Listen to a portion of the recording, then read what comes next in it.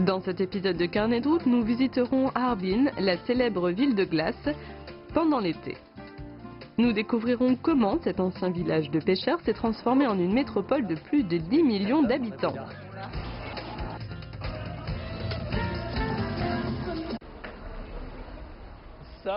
Harbin est connue en Chine et dans le monde entier comme la ville de glace, car elle organise le célèbre festival de sculpture sur glace et de neige en hiver. En fait, l'été est l'un des meilleurs moments pour visiter cette ville historique et découvrir les nombreuses influences russes qui ont contribué à la création de cette ville moderne. Je suis Tianjan, bienvenue dans cet épisode de Carnet de route.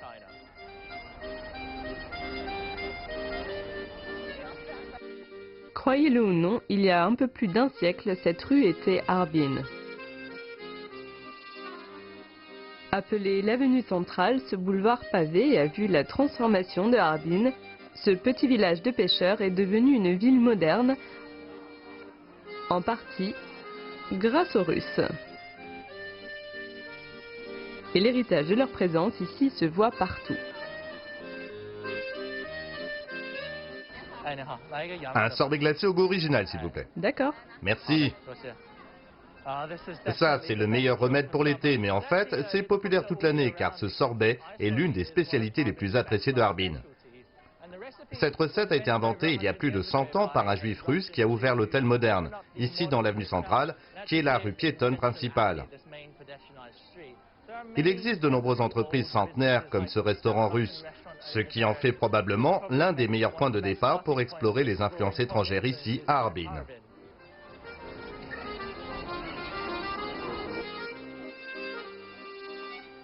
Le Moderne était autrefois le plus grand hôtel de Harbin. Son fondateur était l'un des nombreux Russes qui se sont rassemblés dans cette ville nouvellement construite à la recherche de richesses. Et l'afflux était si massif que Harbin abritait plus de Russes que de Chinois pendant 2 décennies. Aujourd'hui, Harbin est le chef-lieu du Heilongjiang, soit la province la plus au nord-est de Chine, qui partage une frontière avec la Russie. La ville compte plus de 10 millions d'habitants.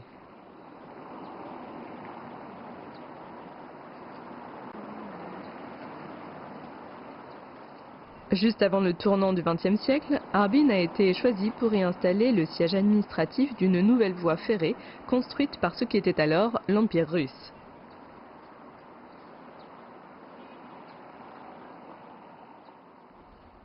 Harbin est devenue ce qu'elle est en grande partie grâce à ce tronçon ferroviaire construit par les Russes, soit un raccourci entre la métropole sibérienne de Chita et le port russe de Vladivostok pour la plus longue voie ferrée du monde, le transsibérien.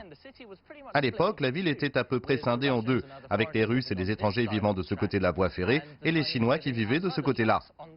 De toute évidence, il n'y a plus de distinction aujourd'hui, mais les rails sont toujours là. Et même si elles ne sont plus en activité, vous pouvez toujours venir ici pour voir à quel point c'était impressionnant à l'époque.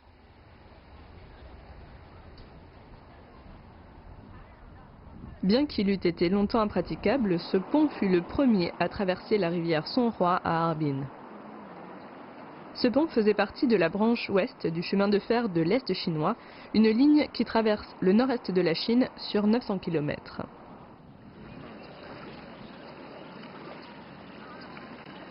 Ce pont vous aide également à vous repérer, car tout ce qui est à l'est de celui-ci était autrefois considéré comme l'extérieur de la voie ferrée. Mais cela ne voulait pas nécessairement dire le mauvais côté, à en juger par l'architecture unique qui s'y trouve.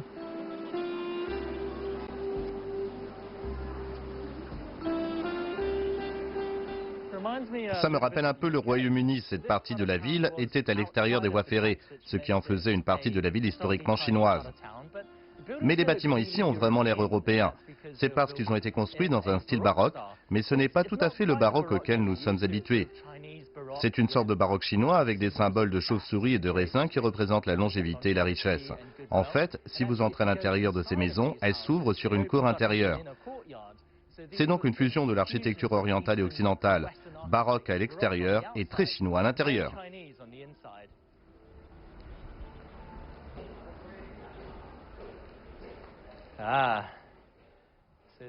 Donc l'intérieur est de style typiquement chinois.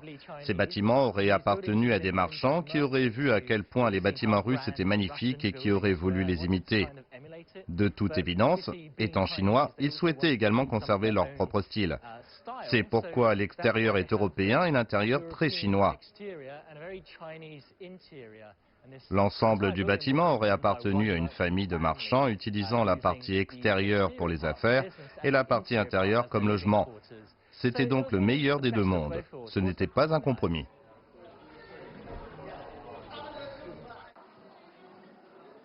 Le mélange unique des styles architecturaux ici est dû au fait que cette zone était proche de la voie ferrée et donc de la partie étrangère de la ville.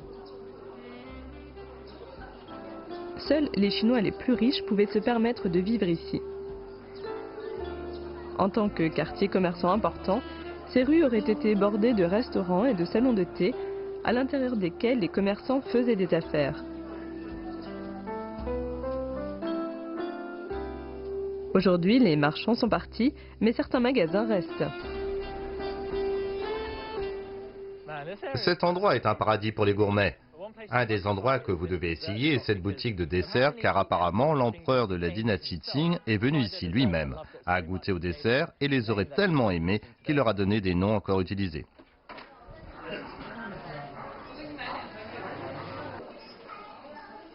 Avec des milliers de gâteaux en vente, Lao Dinfang a été l'une des premières enseignes à être reconnue officiellement comme marque célèbre en Chine.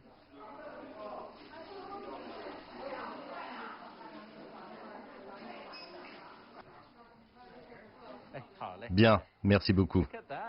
Regardez ça, ça a vraiment l'air traditionnel. Ce gâteau est le plus vendu du magasin. J'ai déjà goûté à pas mal de gâteaux de lune, donc je vais mettre celui-ci à l'épreuve. Ils ont généralement un jaune d'œuf à l'intérieur, ce qui les rend très savoureux. Mais on m'a dit que celui-ci était plutôt traditionnel et que sa recette était inchangée depuis plus de 100 ans.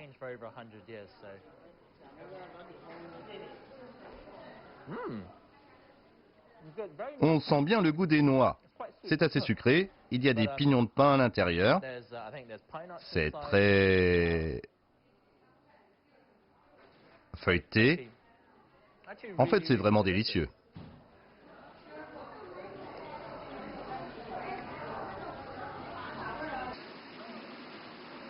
Parmi les Russes qui ont aidé à construire Harbin, beaucoup d'entre eux étaient juifs. Ils étaient venus ici par milliers pour échapper au pogrom de l'Empire russe. Ensemble, ils construisirent les premiers hôtels, les banques et bien sûr, les lieux de culte de la ville.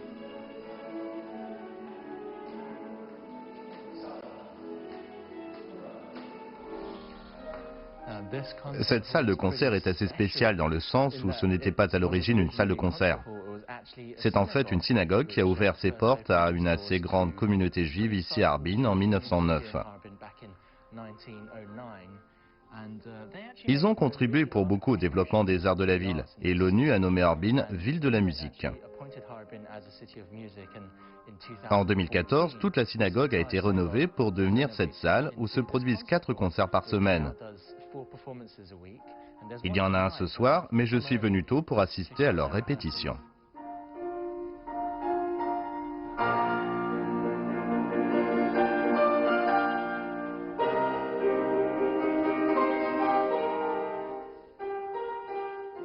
Harbin abritait autrefois la plus grande communauté juive d'Asie de l'Est.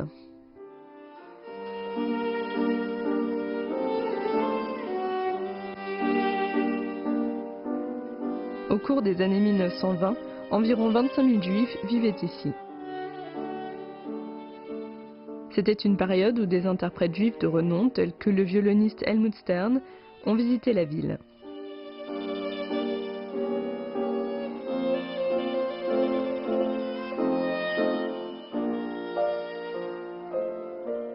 À leur tour, ils ont contribué à promouvoir la diffusion de la musique occidentale en Chine.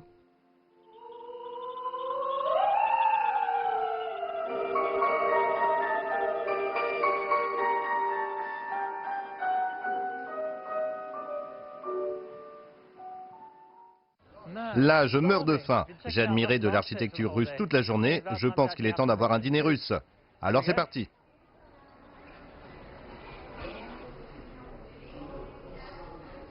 Je suis en train d'en apprendre un peu sur l'histoire du restaurant.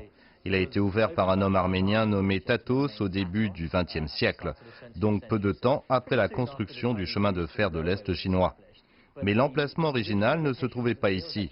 Le restaurant était situé à proximité de la ligne et c'est en 1920 qu'ils ont déménagé à cet endroit où il se trouve toujours depuis. Donc ce restaurant a plus de 100 ans.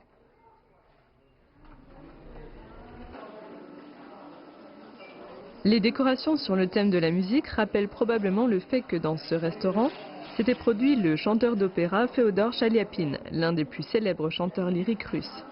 Il est tombé malade alors qu'il se rendait à Harbin et ce restaurant lui livra de la nourriture tous les jours. Lorsqu'il quitta la ville, il remit au propriétaire de ce restaurant une copie signée de sa photo. Nul doute que la nourriture servie ici lui rappelait son pays.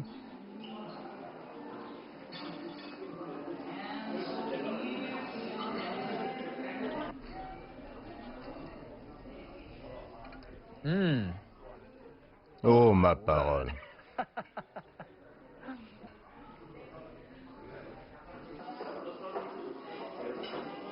Cet endroit est spécialisé dans la cuisine de la région du Caucase et il n'y a pas de pénurie de restaurants authentiques russes à Harbin. D'un point de vue culinaire, la ville a complètement embrassé son héritage russe. Le problème, c'est que généralement, lorsque vous allez dans un restaurant russe, vous vous attendez à une nourriture très copieuse. Et elle est toujours très copieuse. Mais ils ont souvent de très grosses portions dans une petite assiette. Or ici, ils proposent une cuisine un peu plus raffinée et je suppose qu'autrefois, venir dans un restaurant comme celui-ci était vraiment une occasion spéciale. Je pense qu'aujourd'hui encore, beaucoup de gens viennent dans ce restaurant, considéré comme restaurant occidental, pour des occasions spéciales, des événements particuliers. En fait, si vous voulez goûter la cuisine russe en Chine, Harbin est vraiment une valeur sûre. Je suppose qu'il n'est pas étonnant qu'autant d'entreprises existent depuis plus d'un siècle quand la qualité est aussi bonne.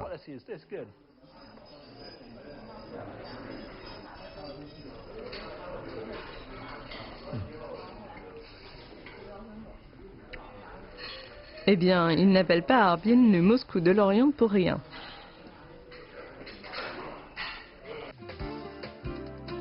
À suivre, Tianjan a l'impression d'être un ogre alors qu'il se régale des spécialités de Harbin et qu'il se saoule bêtement devant des centaines de personnes. En bref, il passe du bon temps.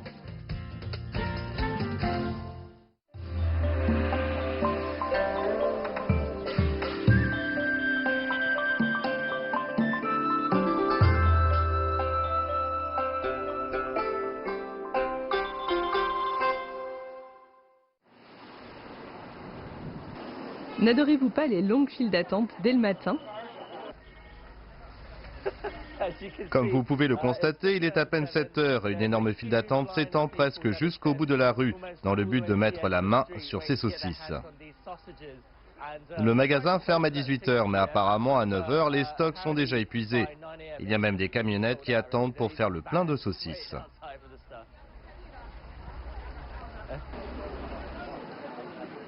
La plupart des visiteurs de Harbin connaissent ces trois spécialités russes, les sorbets, le pain de seigle russe et les saucisses rouges de Harbin. Ces spécialités s'inspirent d'une recette lituanienne à l'origine, ce qui signifie que ces saucisses fumées ont un goût plus proche que ceux que vous trouvez en Europe plutôt qu'en Chine.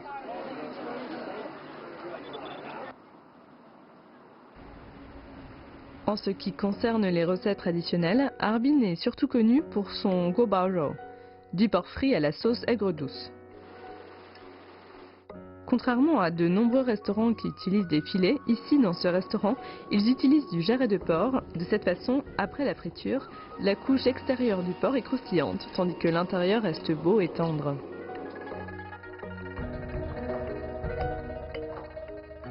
C'est l'un des nombreux plats qu'ils servent dans leurs banquets.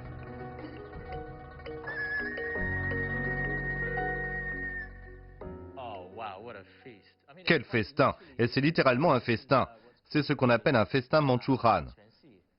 C'était un banquet que l'empereur organisait pour les fonctionnaires de sa cour lors d'événements importants. Leçon d'histoire rapide, la dernière dynastie impériale de Chine, la classe dirigeante des Qing, était des Mandchous, une ethnie originaire du nord-est de la Chine.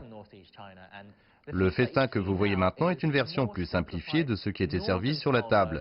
Mais malgré tout, c'est toujours incroyablement exquis. Et ce qu'il y a de plus formidable, c'est que même des gens ordinaires comme moi peuvent goûter à ces plats étonnants ici.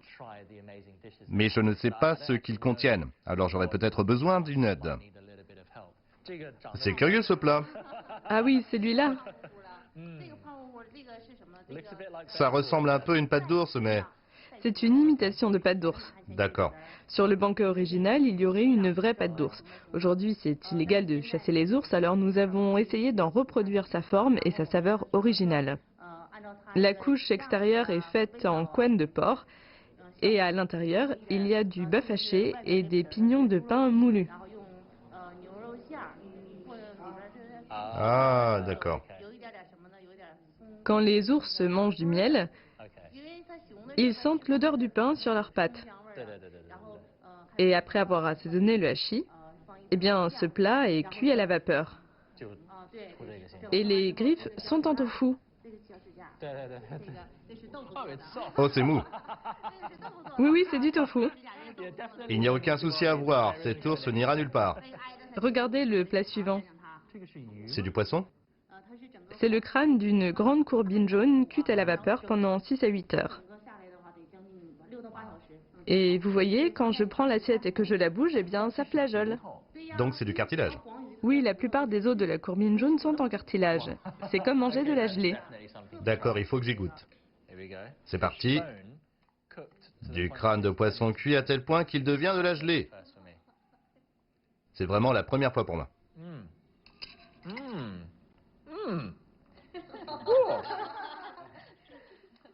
Vous savez quoi, quand j'étais petit, je détestais manger du poisson à cause des arêtes. Mais ça a complètement bouleversé mon monde. C'est incroyable. Et oui, c'est très bon.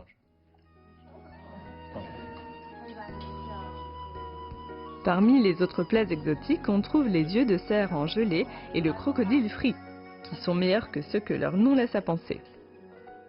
Et paraît-il, le meilleur moyen de gagner le cœur d'un mandarin est de passer par son estomac.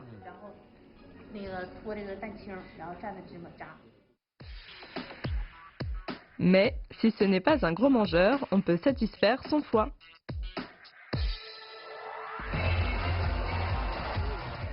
Et c'est parti, le festival de la bière de Harbin a officiellement commencé. Il a lieu chaque année en juillet et même s'il pleuvait un peu plus tôt, ça n'a pas empêché les gens de venir et de s'amuser.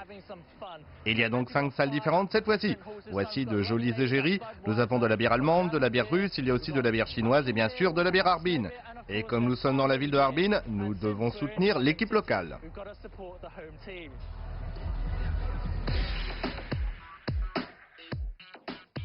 Voici quelque chose que vous ignorez peut-être. En 1900, les Russes ont créé la première brasserie moderne de Chine, ici même à Harbin. Un peu plus d'un siècle plus tard, Harbin a organisé son premier festival annuel de la bière, qui en est maintenant à sa 17e année. Et avec des spectacles, des dizaines de stands de restauration et bien sûr beaucoup de bière, il n'est pas étonnant que de nombreux habitants viennent ici dès qu'ils sortent du travail. Vous voyez, il est 18 h et les gens sont déjà en train de bien s'amuser. Et Tianlan va les rejoindre.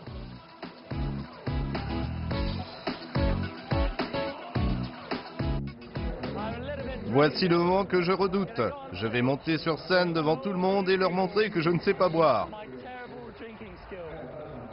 Accueillons Tianlan sur scène. C'est moi. Bonsoir Harbin. Vous êtes chaleureux, n'est-ce pas? Oui, beaucoup. On dit que les personnes sont caractéristiques de leur région. Nous, les habitants de Harbin, on n'est pas seulement hospitaliers, on a aussi grand cœur. Alors criez-le bien fort. Que tous les habitants de Harbin lèvent les mains. Oh mon Dieu.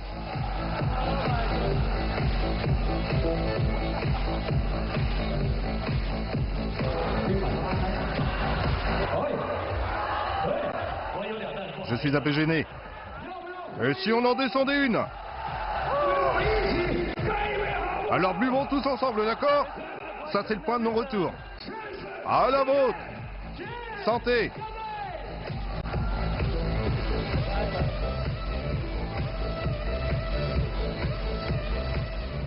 Vous devez avoir un foie en acier pour vivre dans cette partie de la Chine.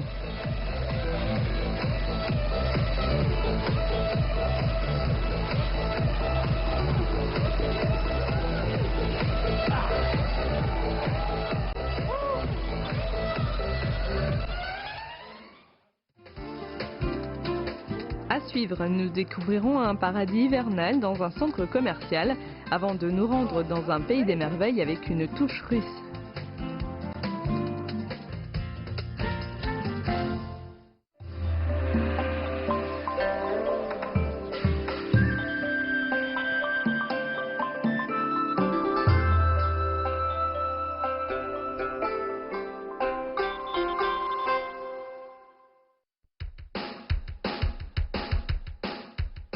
Après tous ces excès de nourriture et de bière, Tianjan va faire un peu d'exercice.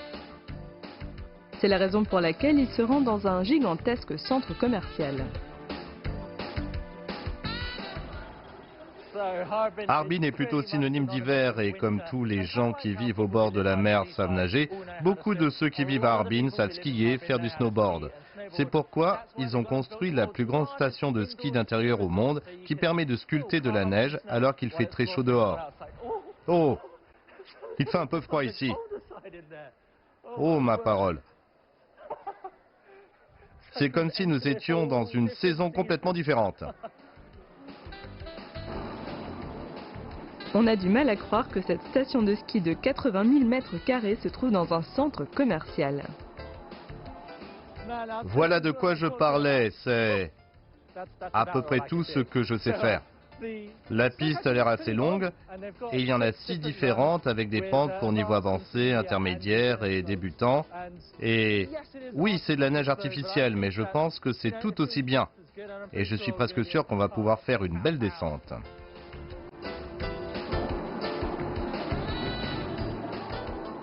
La piste principale au centre fait 60 mètres de large et 500 mètres de long, ce qui en fait la 4e plus longue descente en salle du monde.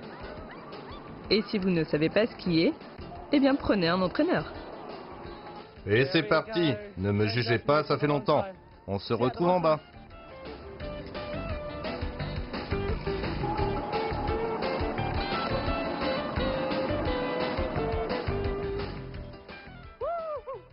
C'était génial. La neige est étonnamment bonne. Elle est un peu collante, mais je pense que c'était prévisible. Je pense que la meilleure chose à propos de cet endroit est qu'il est incroyablement large. Il y a peu de gens ici et la neige est vraiment bonne.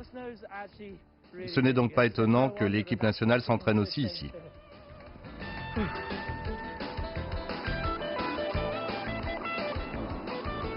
Pour les skieurs avancés, il y a aussi des rampes et des bosses à tester.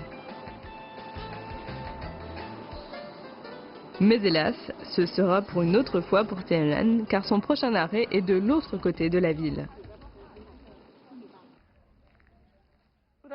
Ça a l'air de sortir un peu nulle part. Je suis là, au manoir Volga, cet immense domaine situé à proximité de la ville de Harbin, où tout est construit dans un style russe, et où vous pouvez réellement vivre une vie semblable à celle d'il y a plusieurs siècles en Russie.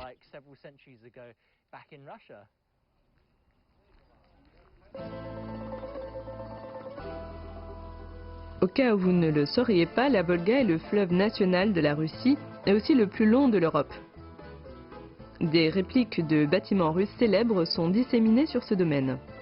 Seulement ici, ils ont été transformés en cafés, restaurants et théâtres. Vous pouvez même louer l'une des villas pour parfaire votre rêve d'appartenir à l'aristocratie russe.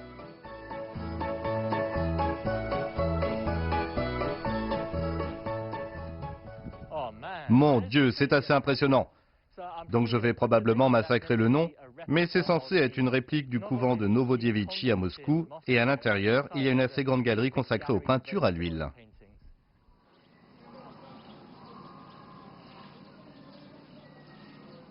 Cet endroit est absolument immense, donc le meilleur moyen de se déplacer est en buggy. C'est plutôt bien. C'est un peu comme un Disneyland russe, sauf qu'à la place de Mickey Mouse, vous avez Katyusha. Moi, regardez ça, c'est incroyable.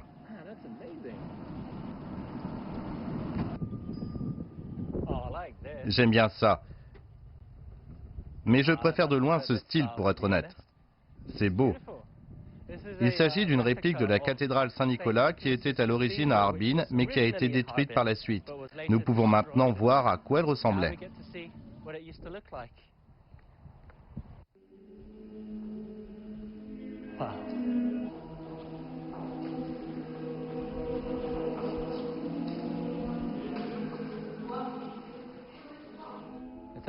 Ça force l'humilité d'être ici. Cette cathédrale est extrêmement importante dans l'histoire de Harbin car c'est le tout premier bâtiment érigé dans la ville. Elle a assisté à la transformation de Harbin qui était un petit village de pêcheurs et qui est devenu une ville moderne plus tard. En réalité, c'est encore plus important que la cathédrale Sainte-Sophie, mais l'original a malheureusement été détruite. Néanmoins, lorsqu'ils ont construit cette réplique, ils ont pu obtenir le plan original du musée national russe de Saint-Pétersbourg, et c'est pourquoi nous avons aujourd'hui cette magnifique réplique de la cathédrale Saint-Nicolas.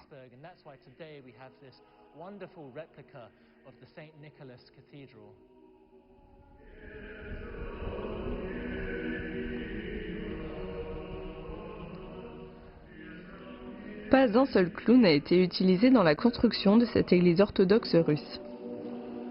Bien que ce ne soit plus un lieu de culte en activité, il revêt une grande valeur sentimentale pour la population locale. Paraît-il que les vieux habitants de Harbin, nostalgiques du passé, viennent souvent ici pour voir cette cathédrale.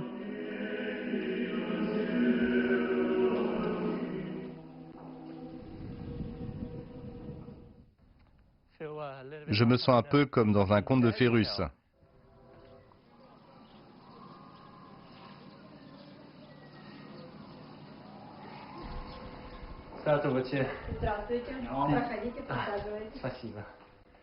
C'est tout le russe que je connais. C'est joli. J'ai vu beaucoup de poupées russes, mais je n'en ai jamais vu personne les dessiner. Un set de matrioshka peut contenir 3 à 50 poupées de taille décroissante qui s'emboîtent les unes dans les autres. Elles représentent le plus souvent des paysannes, mais il en existe aussi avec des personnages de contes de fées et même des présidents russes. Naturellement, plus le peintre est fort, plus les poupées sont belles. J'en ai fait un peu. C'est pas trop mal, mais c'est définitivement pas encore au niveau pour le moment. Je pense qu'il y a probablement beaucoup de couches de peinture qui doivent être appliquées sur la poupée, mais je pense que ça nous donne une idée approximative. C'est incroyable de se dire qu'il n'y a pas si longtemps, des bâtiments russes dessinaient en grande partie l'horizon de Harbin, comme le manoir Volga. La ville a changé avec les années, mais son côté russe fait encore partie intégrante de l'identité de la ville. Comme beaucoup de gens, je pensais qu'il valait mieux visiter Harbin en hiver. Mais j'ai découvert que c'était beau aussi en été et pendant les autres saisons aussi, j'en suis sûr. Pour être honnête, bien que ce soit une ville relativement jeune par rapport aux normes chinoises, la fondation de la ville actuelle n'a qu'un peu plus de 100 ans. Ils ont réussi à faire d'elle une belle métropole moderne qui protège activement son patrimoine culturel et bien sûr son bel environnement naturel. Je suis Tianjan, j'espère que vous avez aimé cet épisode de Carnet de route à Harbin.